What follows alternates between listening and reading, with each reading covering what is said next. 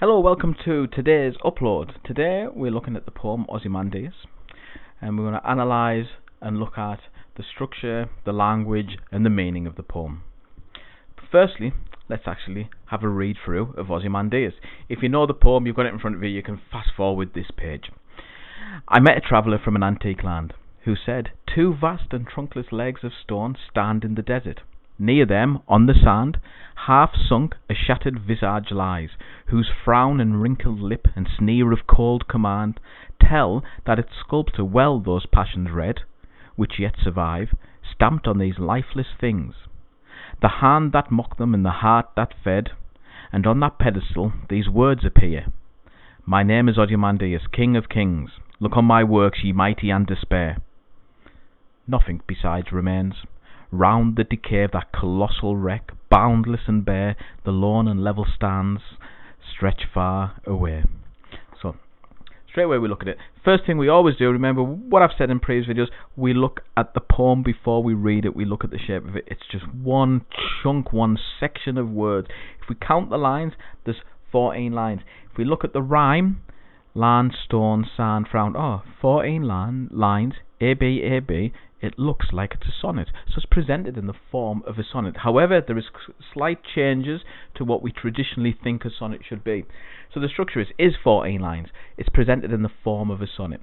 Now remember, in any GCSE paper, when we are talking about poetry, when we're doing our literacy poem responses, we must, to gain the highest of high marks, talk about 3 elements to a poem. The assessment objectives clearly state this throughout the exam boards: form, structure, language. Form, how the poem is presented. It's presented in the form of a sonnet.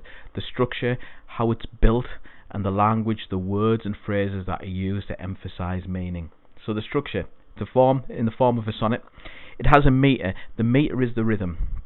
Now, with Ozymandias, we say it has iambic pentameter.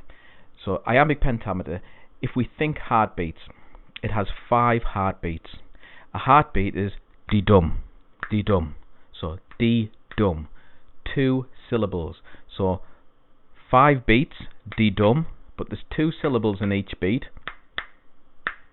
which equals 10 syllables per line. However, Shelley doesn't follow the traditional iambic pentameter route. Sometimes the stresses are in different places on the lines. So although it is wrote with 10 syllables per line, sometimes the lines he plays about with them and changes them. The reason being, it's his poem. Shelley was a bit of a rebel. He liked his own style. He liked to do things his way.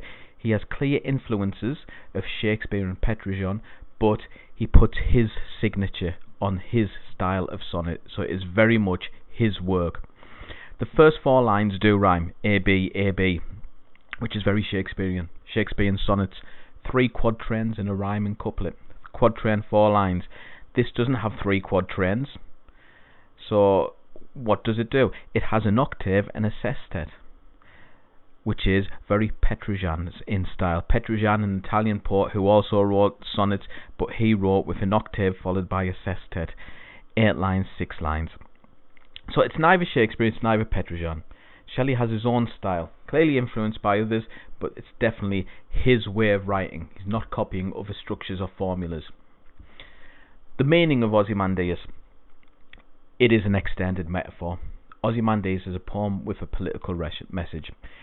It was wrote at the time when Napoleon's reign and domination of Europe was just coming to an end. So there's clear references and there's clear marks of the male, the power, the domination coming to an end.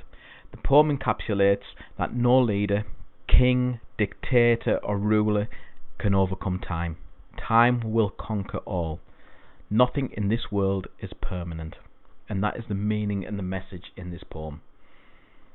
So time is the power. The title, Ozymandias, which is, when we look at poems, always look at the title. Don't ignore the titles. The titles can give us paragraphs and paragraphs of answers. So Ozymandias, Greek, meaning to breathe. Mandius, also Greek. Mandate, meaning to rule. So to breathe and to rule. The title there alone suggests power and control. His name, Ozymandias, this King of Kings name, to breathe, to have power, to have rule, to have control. So we have messages in the title there. Now, let's have a look at language. We could spend time and time going through all the language. I've picked out a few. So, we think of figurative language. Ozymandias is full of figurative language. Figurative language, our similes, our metaphor, our hyperboles, the use of imagery. So, there is lots and lots. We could highlight almost every line. We could be overwhelmed with what there is. We don't need to overwhelm ourselves.